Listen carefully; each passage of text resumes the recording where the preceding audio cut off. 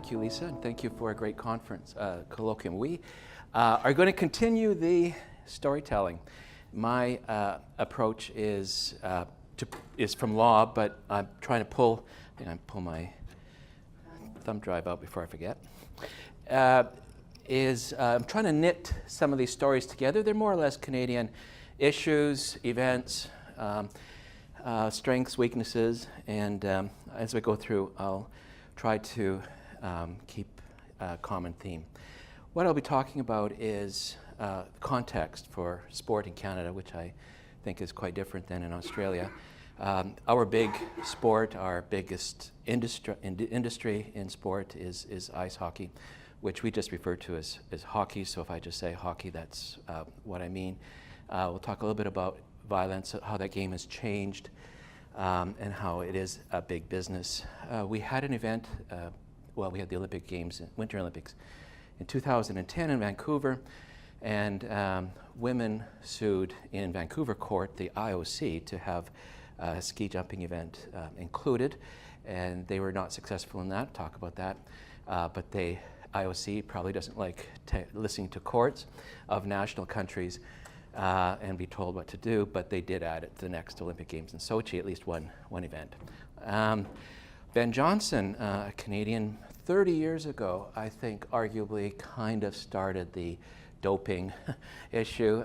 There was this few hours of elation and then 30 years of grief in the aftermath, at least 5 years of grief. We had a judicial inquiry. We cleaned up a lot in sport then. Turbans on the soccer pitch, what happened in that regard is over now too. One slide on equality. I also will end on, I think, what is the best story in this presentation, which is a fan's perspective and how fans' lives can change too. At least this guy's life changed. I have a few videos. Hopefully they'll work. They're relatively short. So context. Probably the first two main themes, perhaps, about sport in Canada. One is our climate. If you think it's hot now, we're just the extreme. Cold in the other end of the temperature spectrum right now. And so winter sports and indoor sports dominate. This reduces the range of sports. We compete in the Summer Olympics as well and other events, but most of the time our athletes have to go away.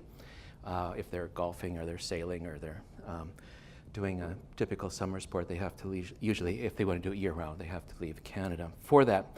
So climate fundamentally affects both design. I think of buildings here, and every time I think of outdoor steps, stairways, that just couldn't happen in Canada because they'd be full of snow and ice, and nobody wants to go into a building from the outside like that, climb up steps, and it just isn't built that way. And attitudes also are very different in different climates.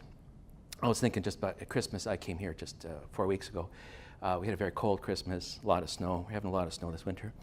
And I thought, okay, well, what could we do? We could do, and the children come home for Christmas, we'll go snowshoeing. And that's not relatively easy. You don't have to organize it. We all have snowshoes. You just go outside the house. But it was too cold. It really was too cold, and we actually didn't even get to do that. So it's a different whole attitude towards sports. You have to organize it, and then most of it is indoors. Like in Australia, there's a high standard of living and therefore a lot of leisure time, and that leads to a lot of sedentary lifestyle. We are probably a nation mostly of spectators and therefore grumblers and complainers and critics and so on. Our population is aging as well, quite fast. We have a high rate of immigration into Canada. Most of those new Canadians bring a different focus on sports. Different sports, mostly soccer, than what we normally do, mostly. The other big contextual element is our proximity to the United States and the integration of our sports, our teams. Our football is a little bit different, but we can recognize each other's game pretty much, and we get a lot of Americans playing in Canada in the professional teams, and a lot of Canadians can play in the U.S. in the same league that crosses the boundaries. So ice hockey, you have to start with hockey. By far the biggest obsession. Depends on your perspective on this. It's very popular. There's a high level of participation at the amateur community level and professionally as well. We tend to think, or we did invent it. It requires yet, not everybody can play, you have to start young, a high level of technical skill. It's not easy to learn to skate when you're an adult. And today, because of the body contact, a lot of expensive equipment and gear, and it takes a lot of room. You need big vehicles to take your kids around to hockey practice. Many women are now participating. It's in the Olympic Games. There's no professional hockey for women yet that I know of. I mean, there may be the next level, AAA or something, but not at the level of the National Hockey League. Injuries have increased. The rules the league have come down harder. Ice making is faster. The ice is faster. Skates are faster. There was a thing, I'm not sure if it's technically legal or not, of building in a heater into the blade so it melts the ice as you're skating. It's supposed to go faster. I'm not sure if that's legal yet, but at least there was talk about that. They would even go faster. It's said to be I look at these skiing, I think, well, that's fast, that's faster. But on legs, it's the fastest game, team sport at least. The players are bigger, heavier, throw themselves around at a higher speed, leads to higher injuries. Of course, we're all very conscious of concussions today. In terms of violence, well, checking is not violence. It's physical contact for sure. It's part of the game. And the issue lately has been, should we let younger, and these are mostly men, I don't think women check in their hockey, but should we let them check each other, body checking in the corners? And there's limits on checking too. You can't check with your stick, and you can't use your elbows, and you can't come up from behind somebody and put them head first into the boards. But lately they've decided that developing bodies, young children, boys, should not be subject to checking because they can be seriously injured.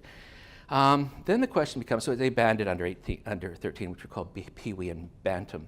Then they come in, well, how are they going to learn? And they got to learn young. They got to learn early because they are playing as soon as they can sort of walk. They're on skates. When are they going to learn checking? Because they're going to be behind. Against at least the U.S. Russia checks quite a bit. We always think Europe doesn't. So we're not going to be behind them maybe, but European players. But they're going to be in the big leagues. When are they going to learn to do that? This is starting to make its way through now. Then we get into penalty play, violence that's truly illegal. Fighting is considered part of the game as well. I'm going to just show a quick video on the stick, the hockey stick, as a spear or another weapon. And it doesn't happen often, but every now and then it's a long weapon. It's a long stick, and people can. There's a penalty called slashing. It's very serious, but here's a video, a very short one from 2009.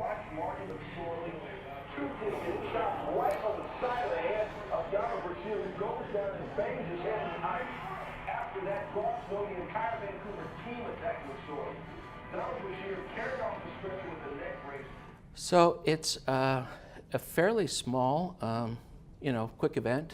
Both players are going fast, and you can do great damage to somebody. I'm going to, whoops, I'm out of my order here. Going to show the enforcers one. So I don't know if this is on other sports in Australia, but because you have your valued athletes, Gretzky was one, Mary Lemieux, the high scorers, you have a player, has been the case, that will defend that player on the ice. And so they will go and do the fighting. Fighting is psychological, even more than physical. It's to send a message to the other team. You can't touch him. And if you did, we're going to get back to you in the next game. We're going to get back at you in the next game. So this happened. This is a case of, I'll just put it on here. And Todd Bertuzzi, he played, I think he might still be playing, and Steve Moore. Now, this is the last game that Steve Moore played as a result of this offense. This was a criminal offense. He was charged with a crime causing assault causing bodily harm. He actually broke some vertebrae in his neck. There's a face plant. He didn't intend it. It was a sucker punch from behind. I'll show it to you. It's a little bit longer of a video. You see the crowd. You see the the players as a result of this. This is probably the worst, one of the worst. The last slide, the last video was 2, but this is one of the worst. A piece of, it's like one of those fasteners for the shin guards came off. I thought he was going to step on it there for a moment. Sean Pronger pushing and shoving Steve Moore. Steve hasn't had a shift for a while, so nobody's been after him. Todd Bertuzzi after Steve Moore.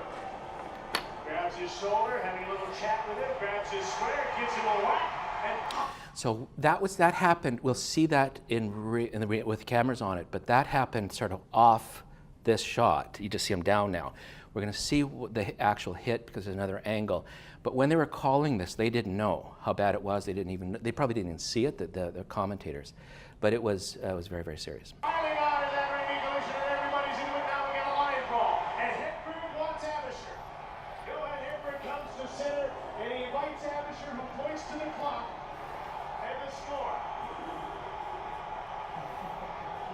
Goalies fight each other.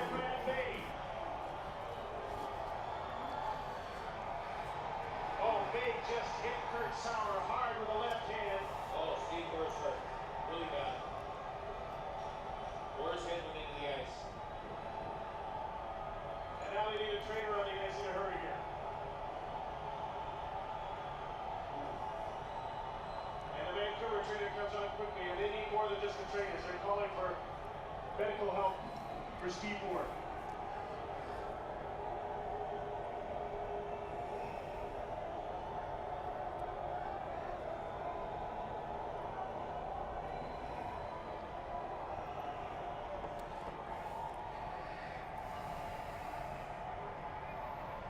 Steve Moore down to the pile-up at center ice.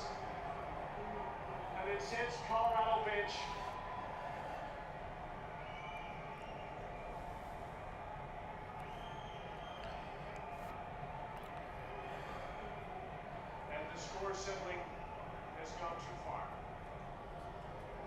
The coaches are in on it too. They tell their player to go after this other player.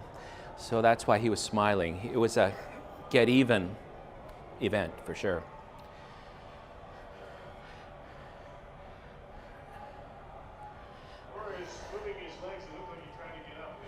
Just going to advance it a little bit.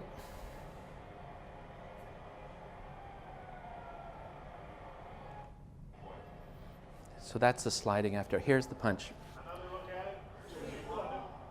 Now watch how he slides.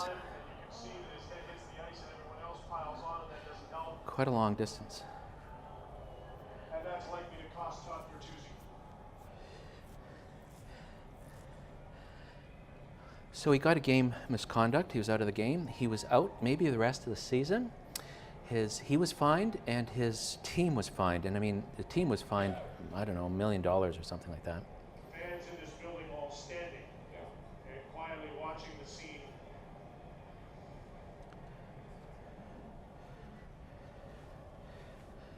He was very apologetic. At this point, you're just hoping that Steve Moore is all right.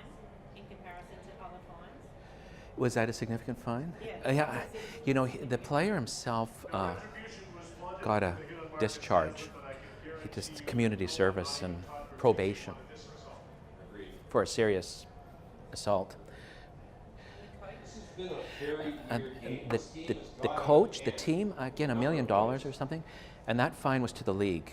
Yeah, the league fined them, and I'm just going to.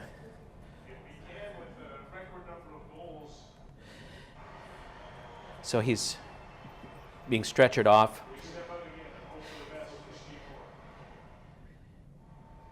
He never played hockey again.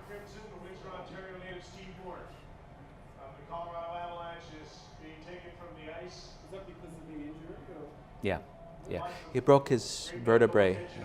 He fell on him. After an ugly incident at General Motors Place in Vancouver in an 8-2 game with the Colorado Avalanche leading.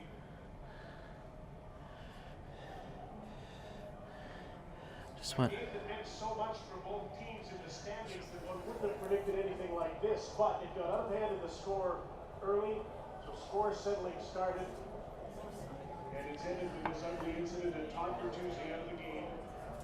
On 5 5-minute penalty showing on the scoreboard. And I would think with 11 minutes and 19 seconds to go in the third period, that should put an end to the incidents. Tony Fernando just having a chat with Peter Worrell and others, just basically telling them that's it. Okay, the little backstory on this, because I told you this is often psychological, it's not just the physical. This was not intended, the extent of this injury was not intended, that's not hockey.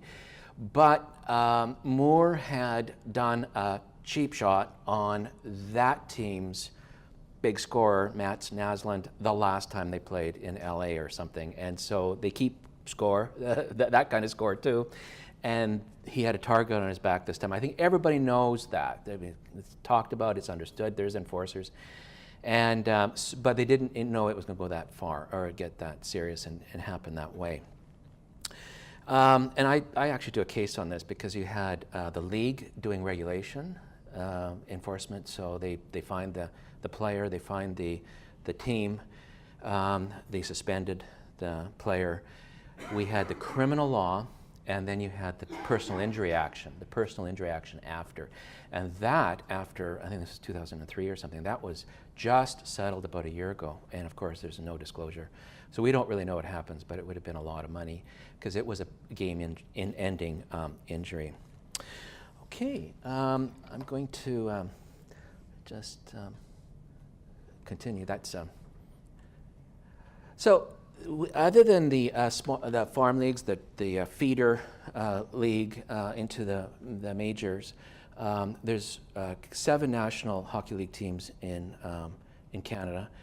Now, because of expansion, where the big money is, the big market for sponsors, advertising, and so on, 24 others in the U.S. 420, I just looked this up yesterday, 420 Canadian men now playing in the NHL. About 60%, therefore, are Canadian. Mostly are playing in the U.S.-based teams because there's more of them. The average player salary is about $3.2 million U.S. And I don't know how many hockey games there are. It starts about November till the playoffs. The final playoffs are early June. And you might be done in April. You're not going on any further. So an NHL team, very big business, usually owned by billionaires or consortia of companies or other billionaires. The fan base is usually very, very large. Toronto has been trying to get they've got Ottawa, they've got Toronto, trying to get a second team into Toronto because they got whatever 5 million people in that area. They're all hockey mad. Their Maple Leafs were very good. BlackBerry co-founder tried to get a team. It's about 600. Las Vegas has a team now with the NHL. They paid $600 million US for the franchise. It's very expensive on an expansion basis. So how else do you get an NHL team? You get one to move. And that makes it very attractive for those that exist. Like in my hometown of Calgary, we have 1.2 million people. If we don't support that team, they're very happy to say, even though they're from there, we'll go to Seattle because Seattle doesn't have a team, and there's other U.S. cities that have beautiful new arenas and are looking for a team. They can't get one, and that's the best way they can get one. Here's our Saddledome. As you can see why it's named that. It was built for the Winter Olympics in 1988, so it opened about 1987. It looks like a saddle. Inside, it doesn't look like a saddle. You can barely see that bow in the roof. It goes quite far down. After 30 years, this building is obsolete. It's the oldest, one of the oldest, second oldest maybe in those 31 NHL cities. And of course, we're getting a lot of pressure. And the team wants to move to build a new facility, another $1 billion on good land and parking and access and transit and so on. And that's usually public money. The team is the anchor tenant, and they get the concessions, they get the food, they get the drinks, they get the parking, they get all the money, but they don't want to pay for the building. So first thing is, let's go to another city. So we're in that right now, but we're also bidding for the Olympic Games in 2026. Repeat, and they like to use facilities over. They actually said this is good enough for the Olympics in 2026, but we might get a new stadium, a new arena. Anyways, and this is what's been proposed. They call it Project Next. It's sort of a derelict land along the city, but along the river. But the trouble is, and they'd build all this residential as well, and they get some transit out there.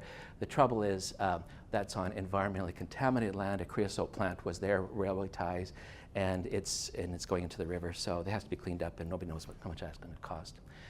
So main points, very competitive for young boys and men, backyard rinks, a lot of dreaming.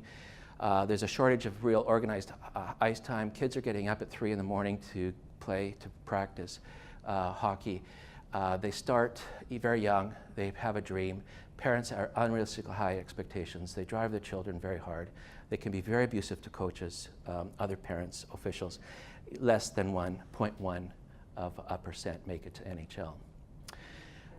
Just a quick story on the women that sued to get in ski jumping Olympics. They lost. The IOC announced, though that was 2009, the games were 2010. They lost. A lot of countries joined in, went to British Columbia court where the games were going to be held, and they found, for the same reasons that the Chancellor was talking about, legal jurisdiction is very limited very often, and they couldn't force the IOC to do anything. But the IOC on its own in April 2011 put in one sport. But again, you look at the equality there, one sport, normal downhill competition, 3 sports for the men. Again, probably old stereotypes about women, risk, that kind of stuff, harm, damage, injury. And I actually just saw this event the other day, and I said, oh, that's the one that they got after the Olympic Games. Ben Johnson, what progress has been made? Some people say really none. I've got a link up here. I don't have time to go to it now, but after 30 years, still sports and drugs, right? We're still, well, we got the Russians, right? And who knows who else is going to test now.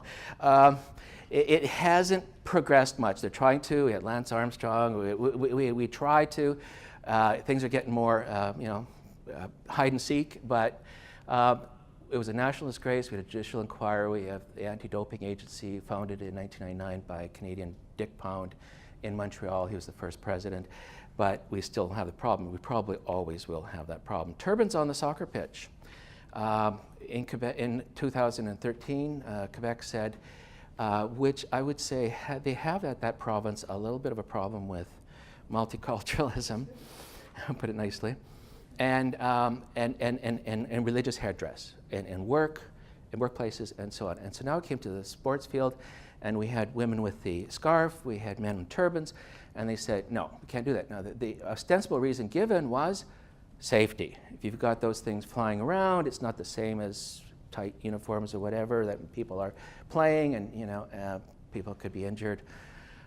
Is it fair, unfair, whatever to others? And so they banned turbans on the soccer pitch. And even though the National Soccer Association had no problem with it, only after FIFA gave them a talk, they reversed the ban, saying they're deeply sorry if anybody was offended. I'm going to just pass on that one. I'm going to just end on the Ken Pagan story. This is a fan at the professional baseball, that's our second sport, I suppose, baseball or football, who he threw in a final game, Toronto Blue Jays, winner takes all, going to the finals. This was a semifinal game. There was a batted fly, comes out toward, and he threw one of his beer out toward the fielder. It didn't contact the fielder. In fact, I think if we look at the video, the fielder didn't even see it until after he made the catch. So the consequences in the end were not that significant, but there was a line that had been crossed there. 50,000 fans in the field, in the stands. This is the visiting team, and we're throwing beer cans at the players while they're playing and fielding ball and taking their mind off of projectiles. He was found out, and that is a 2018 phenomenon. He was found out from the video that, and this is way back in the stands. You can just magnify it, pixelate, and you get down to the person. I'm just going to show you. You tell me. So there's a still of the beer can coming down. So he didn't even see it until after he made the catch. Can anybody see who looks guilty?